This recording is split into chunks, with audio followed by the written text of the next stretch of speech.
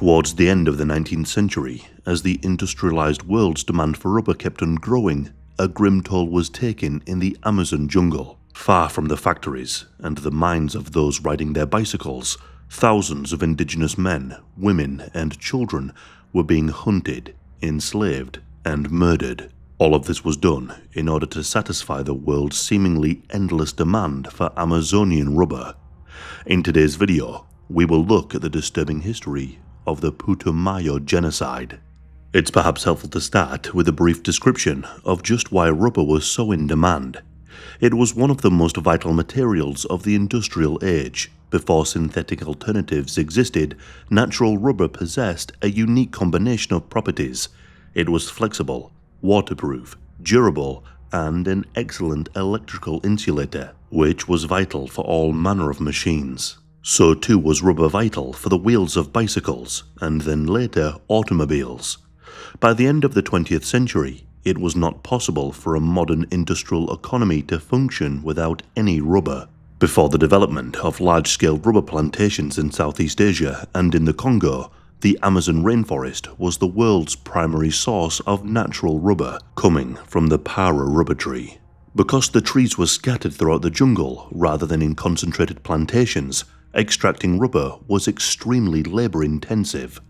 Workers had to travel long distances through dense rainforest, making production expensive and difficult.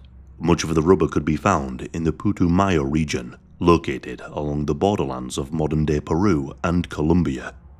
It would soon become one of the most lucrative areas for rubber extraction, but this region was also home to numerous indigenous people, including the Witoto, Bora, and Nonuyaj people, whose ancestors had lived in the rainforest for centuries.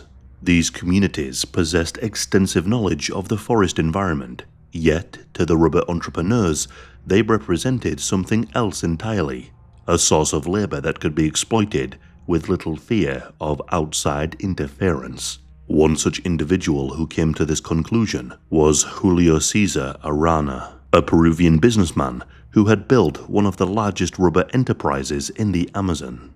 During the 1890s, he began acquiring trading posts and rubber operations through the Putumayo region, seeking to control much of the rubber trade.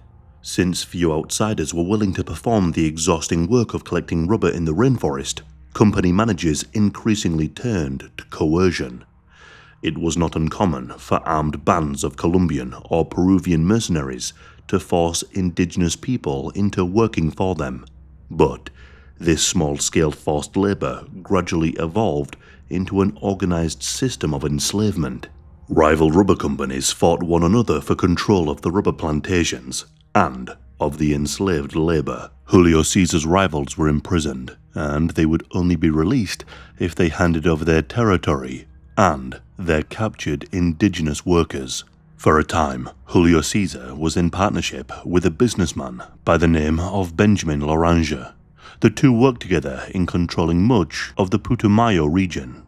But then, in 1903, Benjamin died under mysterious circumstances, arsenic poisoning. Julio Cesar was then able to obtain the remaining shares of their company for a fraction of their worth. They were supposed to go to Benjamin's son, but he was threatened with death if he did not hand them over. This allowed Julio Cesar to monopolize much of the Putumayo region, and with it, his disturbing control over thousands of men, women, and children.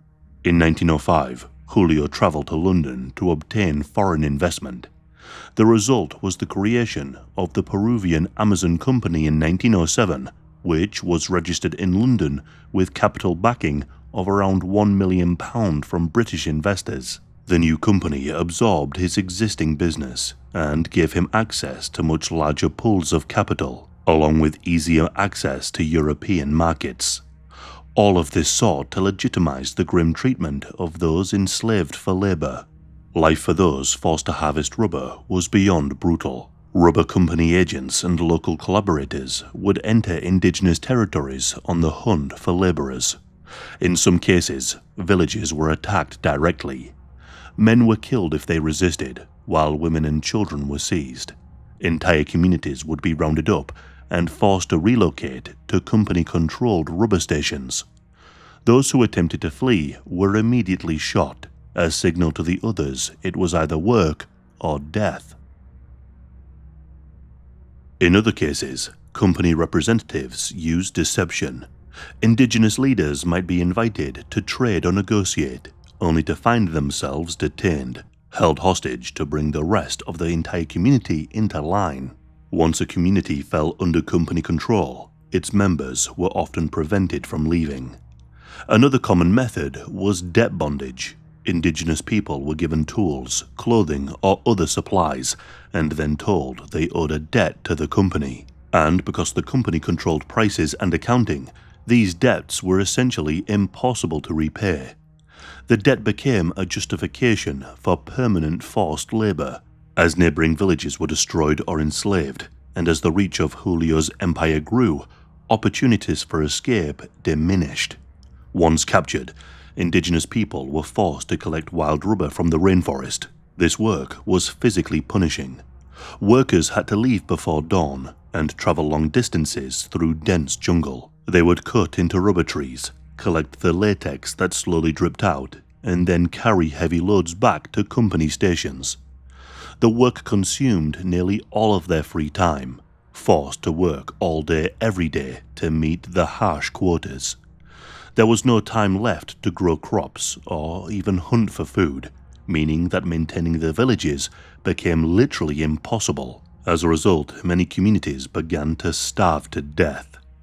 If a worker failed to deliver enough rubber, punishment followed.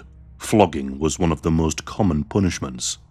Workers were tied up and whipped repeatedly, receiving dozens or even hundreds of lashes.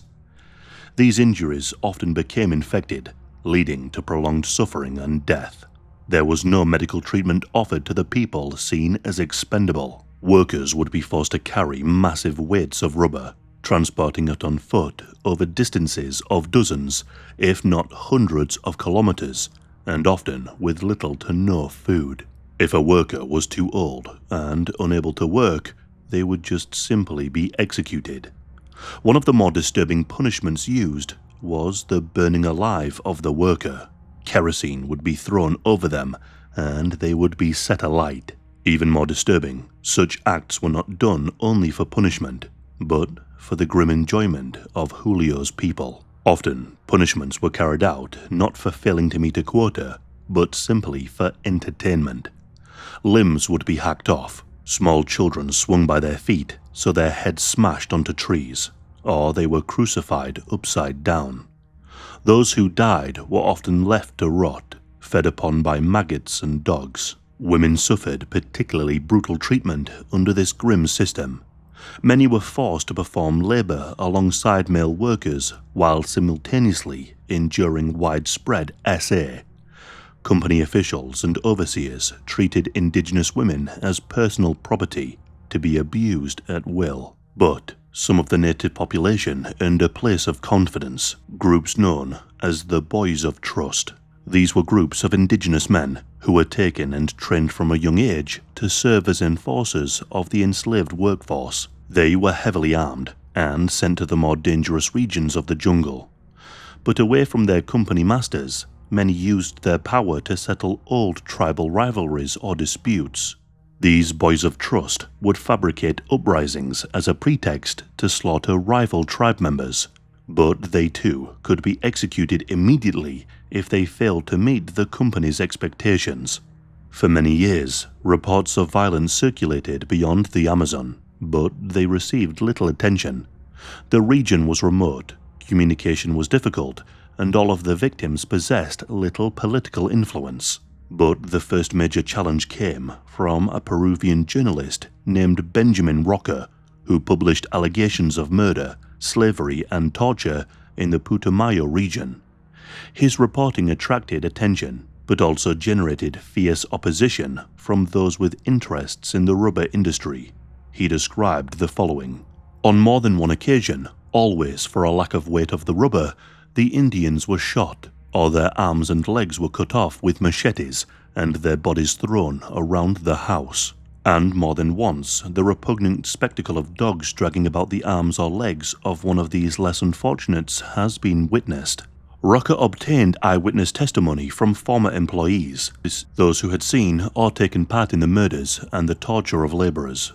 He published a number of articles, but he was soon arrested and removed from the area. However, that was not before he was able to hand over his findings and evidence to another man responsible for bringing the crimes to light, Walter Hardenberg. Much of what we know about the fate and treatment of these indigenous populations comes from Walter. He was an American engineer who traveled to the region to work on a railway, but instead he was captured by the Peruvian Amazon Company and imprisoned aboard one of their steamboats for a time. He saw firsthand the grim treatment and abuses carried out by Julio's men. He noted the following: "The trees are valueless without the Indians, who, besides getting rubber for them, do everything else these overseers need: feed them, build for them, run for them, and carry them and supply them with wives and concubines. They couldn't get this done by persuasion, so they slew and massacred and enslaved by terror, and that is their foundation. What we see today is merely the logical sequence of events. The cowed and entirely subdued Indians, reduced in numbers, hopelessly obedient, with no refuge and no retreat and no redress." The crimes of the company eventually became impossible to ignore, especially when a man named Roger Casement entered the story. Casement was an Irish diplomat working for the British government who had already achieved international prominence. He had exposed the atrocities committed in the rubber plantations of the Congo Free State, controlled by the Belgian King Leopold II. In 1910, Casement was sent to investigate conditions in the Putumayo region, and what he discovered confirmed the worst allegations and revealed that the true situation was even more horrifying than many observers had imagined. He witnessed the company seeking to bribe people for their silence, and was told that had he not come on an official mandate, the company would have had him murdered and would have blamed it on the natives. Casement concluded that the abuses were systematic rather than accidental. The atrocities were not the result of a few rogue individuals operating beyond the company's control. Instead, they emerged from a system whose economic incentives encourage violence as a means of maximizing production. Casement's report into the crimes of the company named specific administrators and overseers as responsible for the murder, torture, and inhumane treatment. For the British investors in the company, including members of the British government, the report could not be ignored. Arrest warrants were issued, leading to many of the company's managers and staff fleeing from justice. Some even took with them hundreds of the enslaved indigenous laborers, trafficking them to be exploited elsewhere. Some fled to other plantations in South America, whilst others fled to the Caribbean or flew back home to Peru. The remoteness of the Amazon and political complications between Peru and Britain made prosecutions difficult. Several lower-level managers were charged, but they faced substantial penalties. The company's founder, Julio Cesar, denied responsibility for many of the crimes, and he avoided any criminal convictions. His company was liquidated, but he retained much of the land and the enslaved labor. He continued to exploit the indigenous populations, using forced marches to traffic thousands of people. Although his name became permanently associated with the scandal, he retained considerable influence and wealth. The legal and political systems of the era proved incapable of delivering justice proportional to the scale of crimes that had occurred. He died in 1952, aged 88, penniless from a bad business deal during the Great Depression.